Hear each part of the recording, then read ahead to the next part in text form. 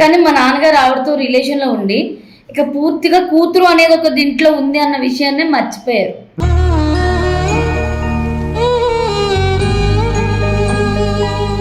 తను నేను కలుసుకుందాం అని చెప్పి తనకు వాళ్ళ హస్బెండ్ చనిపోయాడు. అందుకేంటంటే వాళ్ళ బాబుని తనని కూడా నేనే చూసుకుంటాను.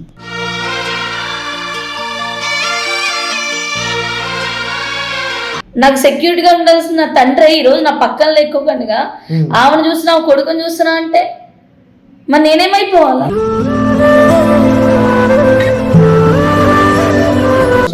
అసలు మీరు డ్రెస్సులు కొన్నవేంటి డాడీ? నువ్వు వచ్చి నా దగ్గర ఉండాలి కదా.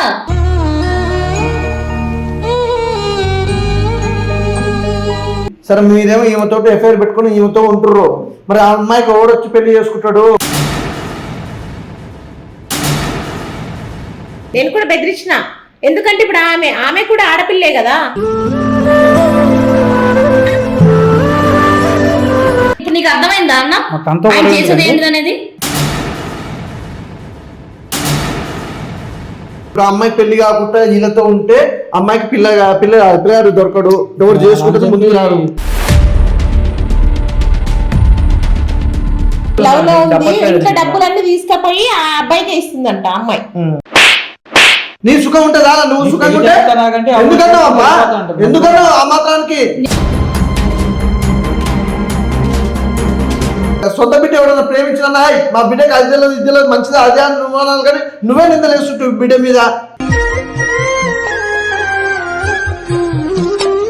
మీ అమ్మమ్మ ఇంటికి వెళ్ళిపోతానండి, ఇంకెందుకు?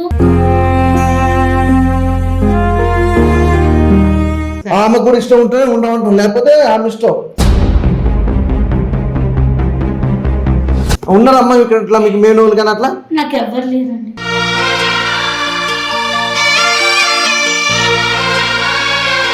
వాళ్ళు మీకు మంచిగా మనస్ఫూర్తి అనుకున్న వాళ్ళతో మాట్లాడి మీ ఊర్లోనే పెద్ద మనుషులతో మాట్లాడి చేద్దాం. సరేనమ్మా.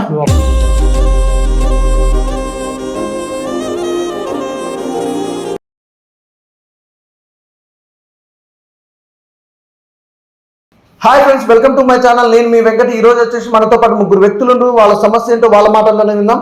నమస్తే సార్. నమస్తే. ఏం పేరు సార్ మీ పేరు? నా పేరు సురేష్ అండి. సురేష్. మీ పేరు మేడం? ప్రమీల అండి. ప్రమీల. మీ పేరు అండి? వెంకటమ్మ. వెంకటమ్మ. ఓకే. ఏంటమ్మా మీ సమస్య ఏంటి? ఈయన మా నాన్నగారండి. నేను 10th క్లాస్ చదువుతున్నప్పుడు మా అమ్మగారు చనిపోయారు. ఓకే. తర్వాత మా నాన్న ఏంటంటే కొంతకాలం బాగానే ఉన్నాడు.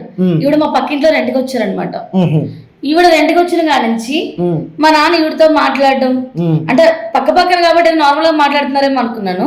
కానీ మా నాన్నగారు ఆవిడతో రిలేషన్ లో ఉండి ఇక పూర్తిగా కూతురు అనేది ఒక దీంట్లో ఉంది అన్న విషయాన్ని మర్చిపోయారు.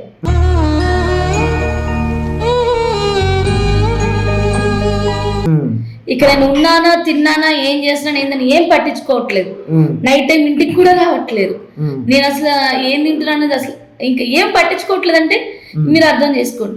ఎప్పుడైతే మా నాన్న ఇంటికాడ లేడు అని తెలుస్తుందో కుర్రోళ్ళు బయట నుంచి కుర్రోళ్ళు వచ్చి తలుపు కొట్టడం, కాలింగ్ బెల్ కొట్టడం లాంటివి చేస్తున్నారు. మీకు మీ ఇంటికి వచ్చి ఏమంటారు సార్? ఇది నిజమేనా మీ అమ్మాయి చెప్పేదంతా?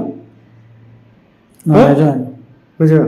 అంటే తింటూ ఉంటున్నారు ఇప్పుడు మీరు? చాలా మా వైఫ్ చనిపోవడం వల్ల నాకు తోడలేక తను నేను కలుసుకుందాం అని చెప్పి తనకు వాళ్ళ హస్బెండ్ చనిపోయాడు.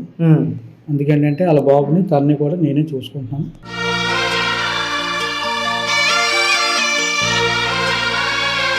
తన బాబుని తనని నువ్వే చూసుకుంటావు. ఓకే, మీరు చూసుకుంటారు. నేనేందమ్మా చెప్పండి సార్. ఏం లేదు సార్, ఇట్లా పరిచయం అయ్యారు, వస్తున్నారు, ఉంటున్నారు. ఇప్పుడు తన ఇబ్బంది, తన బాధ ఏందో నాకు తెలియదు. కాదు సార్, ఇప్పుడు తనని చూసుకుంటారు, తన కొడుకుని చూసుకుంటారు, ఇక్కడ నీ బిడ్డను వదిలిపెట్టేసుకుంటారు కదా. నీ బిడ్డను వదిలిపెట్టుకుంటానండి. తను ఏంటంటే ఇంట్లో ఒకటే అయిపోతుందని చెప్పి తను ఫీల్. అంతేనండి. ఏం చూసుకుంటున్నారండి? కనీసం నేను ఏం తిన్నానో ఏంటో వాళ్ళతో ఉన్న చూపించే ప్రేమలో కనీసం ఒక్క శాతం కూడా నా మీద చూపించట్లేదు. ఇలా నేను ఆడపిల్లని కదా, నాకు సెక్యూరిటీగా ఉండాల్సిన తండ్రి ఈ రోజు నా పక్కన లేకోకుండా ఆమెను చూసినా కొడుకుని చూసినా అంటే మరి నేనేమైపోవాలా? పెళ్లి చేసి పంపిస్తా అని చెప్పాను కదా. పెళ్లి చేసుకోవడానికి ఇంకా నాకు చాలా టైం ఉంది డాడీ. నువ్వు ఆ మాట చెప్పకు. నువ్వు ఇప్పుడు అమ్మాయి అడుగుతుందా చెప్పు, ఏం సైలెంట్ గా ఉన్నావు ఏంది? అవునండి, నేను చెప్పాను పెళ్లి చేసి పంపిస్తాను, ఈ లోపు చదువుకోమని చెప్పాను. కనీసం ఆవిడకైనా ఉండాలి కదా, ఆవిడ కొడుకుని చూసుకుంటున్నావు కదా, ఆ పిల్లగా తల్లి అది చూసారు ఎలా మాట్లాడుతున్నారు. ఆవిడంటే అసలు ఈయన ఊరుకోరంట మరి. కాదు, ఆమె నీ కన్న కూతురే కదా, నీ కన్న కూతురు నువ్వు ఏం చూసుకుంటున్నావు బ్రదర్? నాకు తెలవకడతా మీరు కన్న కూతుర్ని మంచి జాగ్రత్తగా చూసుకుని, అమ్మాయి చదువుకుంటుందా ఏం చేస్తుంటా బాగా చూసుకోవాల్సింది కన్న తండ్రే కదా. సరే ఇప్పుడు ఇక్కడ నువ్వు చూసుకుంటావు, వీళ్ళని చూసుకుంటున్నావు, వీళ్ళతో ఉన్న వీళ్ళని ఎట్లా చూసుకుంటావు, నీ బిడ్డను కూడా అట్లా చూసుకోవాలి కదా. కూడా అలా చూసుకుంటున్నానండి. అమ్మాయి చెప్తుంది కదా చూసుకుంటలేదు. మీరు రావట్లేదు, మీరు అసలు మీరు డ్రెస్సులు కొన్నవేంటి డాడీ? నువ్వు వచ్చి నా దగ్గర ఉండాలి కదా.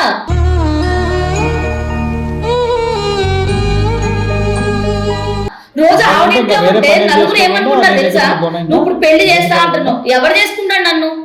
నువ్వు పెళ్లి చేసి నీకేమైనా పెళ్ళమా? అవును, పెళ్లి చేసుకున్నావా? కలిసి ఉంటాం కాబట్టి మా పిల్లలు కలిసి ఉంటే నాకు ఇంక సంబంధం వస్తుంది రేపు అన్న రోజున. నీ తండ్రి ఎవరితో ఉంటున్నాడని చెప్పి నన్ను చేసుకుంటారా? నువ్వు పెళ్లి చేసుకుని ఉండడం లేదు డాడీ, నువ్వు పెళ్లి చేసుకుని ఉండు కాదనట్లేదు. పెళ్లి చేసుకోకుండా ఆవిడతో కలిసి ఉండి నన్ను ఒక్కదాన్ని ఇంట్లో పడేసి నేనేమైపోవాలి? ఇంకా మాట్లాడి ఇంకా పెళ్లి చేసి పంపించేస్తాను, నాకు టార్చర్ భరించలేకపోతున్నాం. టార్చర్ కదా మీకు ఒకటి అర్థమవుతుంది. ఇప్పుడు అమ్మాయిని ఎవరు పెళ్లి చేసుకుంటారు? చేసుకుంటారండి, ఎవరో ఒకళ్ళు ఉంటారు. ఆడదేనా?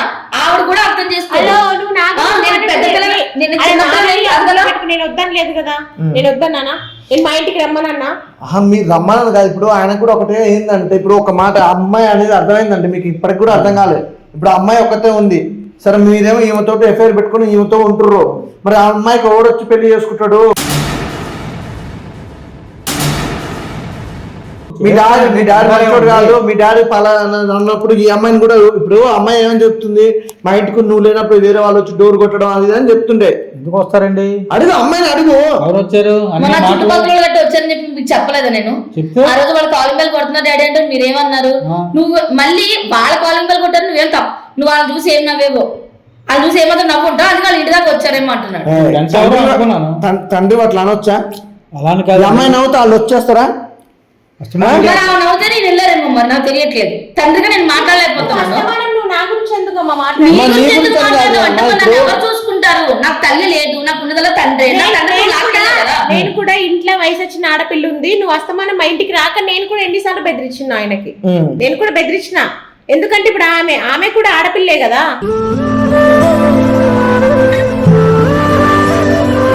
నేను తిట్టినా, ఎన్నిసార్లు మమ్మల్ని వచ్చి ఇక్కడే కూర్చుంటాడు ఆయన, నేనేం చేయాలి?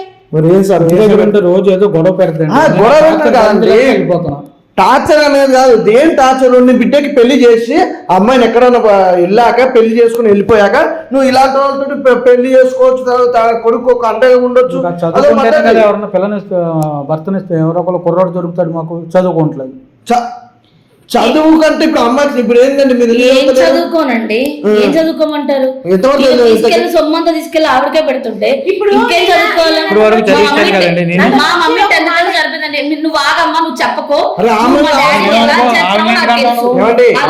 చూసారా, కన్న కూతురు వదిలేసి ఆవిడనే అంటారు. ఇప్పుడు నీకు అర్థమైందా అన్న ఆయన చేసేది ఏంటి అనేది?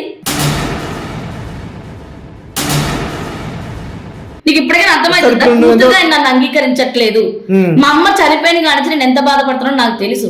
నేను ఇంటర్ వరకు చదువుకున్నా, ఇంక చదువు ఆపేశాను. ఎందుకంటే ఈయన ఫీజు కట్టట్లేదు. ఇంటర్ సెకండ్ ఇయర్ కూడా చాలా ఇబ్బంది పడ్డాను, నాకు ఫీజు కట్టలేదు. ఎంతవరకు అమ్మ పెట్టింది. దాని గురించి జరగాల్సిన ముచ్చట గురించి మాట్లాడరు.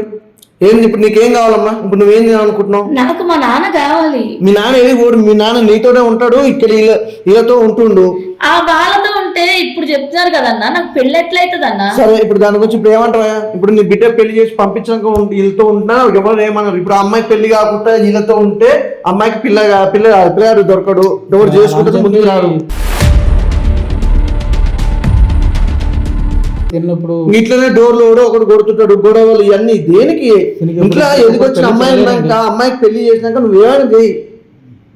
ఎదిగి వచ్చిన అమ్మాయిని వదిలిపెట్టుకొని నువ్వే ఇట్లా చేస్తుంటే చేసుకోమని అన్నా, నేను వద్దని అనట్లే, పెళ్లి చేసుకోమని అవ్వండి. కానీ పెళ్లి చేసుకొని ఇంట్లో తెచ్చి పెట్టుకుంటే అది వేరే లెక్క ఉంటది.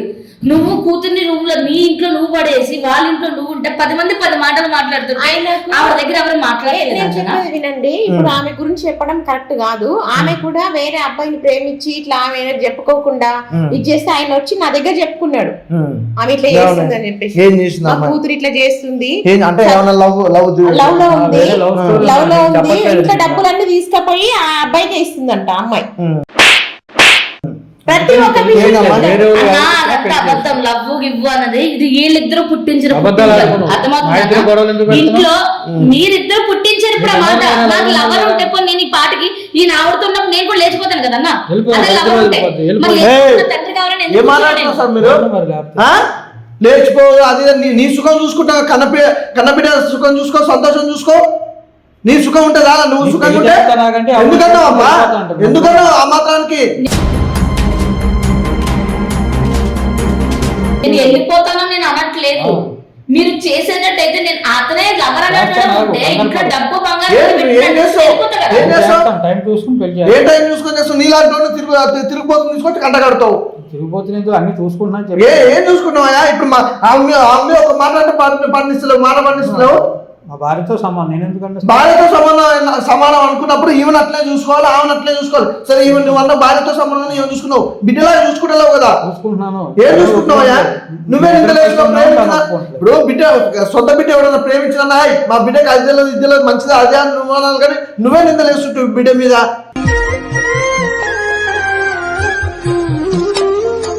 అవును, మరి ఆగమని ఎవరు ఆగట్లేదు. చేసేసుకుంటాను పెళ్లి. మరి చేయవా? చేసేసుకుంటే చేసుకుంటానని నువ్వు కన్నతండ్రి అట్లా అంటావా?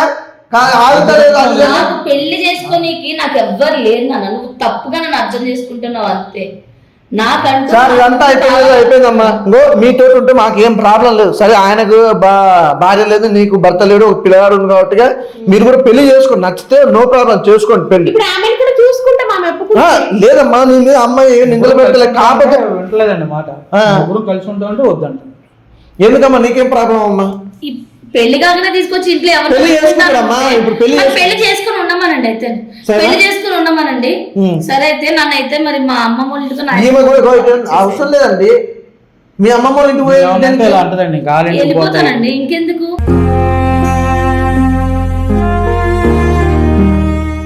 పట్టించుకొని తండ్రి నిజంగా ఆవిడకి ఆ ప్రేమే ఉన్నట్టయితే 2 సంవత్సరాల నుంచి ఉంటున్నారు కదా. ఉంటున్నప్పుడు పోనీ కనీసం ఏ రోజైనా ఒక్క రోజైనా సరే మా నాన్న పెళ్లి చేసుకుంటానప్పుడు తల్లిలాగా ఏ రోజున పలకరించిందా? నన్ను చూస్తే మొక్కం చేదరించుకుంటది. సరే అమ్మా అయిపోయింది. ఒక్క నిమిషం అమ్మా, ఇదంతా కాదు. మీరందరూ కలిసి ఉండేందుకు నువ్వు ఒప్పుకుంటావు. ఒకటే ఇలా ఎవ్వరు బలవంతం చేస్తలేరమ్మా. గుర్తుపెట్టుకో, నీకు బిడ్డ కాకపోయినా బిడ్డ లాంటిది అనుకో నువ్వు చూసుకోవాలి. ఎందుకంటే ఆమె తల్లి లేదు.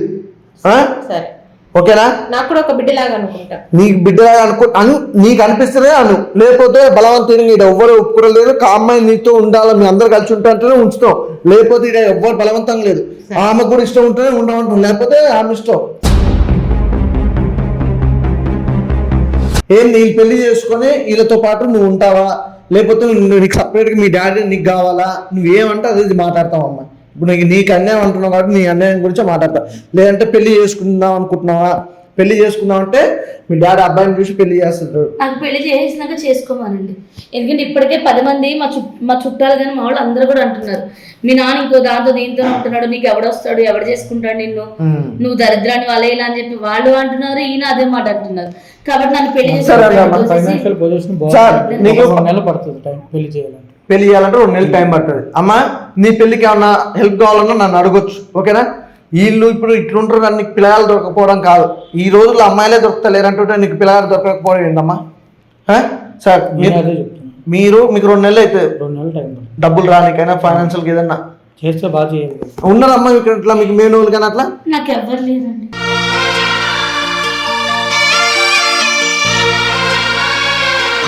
మీకు ఏమైనా క్యాస్ట్ ఫీలింగ్ ఉందా? ఏం లేదు. సరే సార్, నాకు తెలిసిన వాళ్ళు ఉండరు, కొంతమంది బాయ్స్ ఉన్నారు, చదువుకుని జాబ్ చేస్తున్నారు సాఫ్ట్వేర్. మీకు ఒకవేళ అభ్యర్థులు లేదంటే వాళ్ళని పిలిపించి మాట్లాడిస్తా. మీకు నచ్చితేనే అమ్మ, నీకు నచ్చితే, ఎందుకంటే మీ డాడీ దగ్గర నీకు ఎట్లా సంతోషం లేదు. అక్కడ నాకు సంబంధించిన వాళ్ళు 4-5 ఉంటారు, వాళ్ళలో చూపిస్తా బాయ్స్ని అబ్బాయిని. నీకు నచ్చిన అబ్బాయినే చేసుకో. ఓకేనా? ఏమంటావు?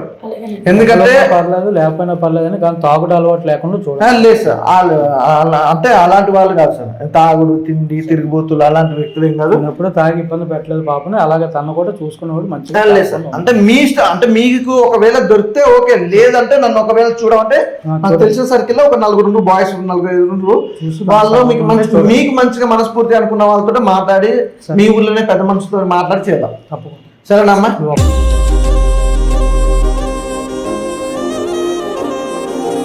హెల్ప్ చేసి ఎందుకంటే ఎవరిని అనలేమమ్మా.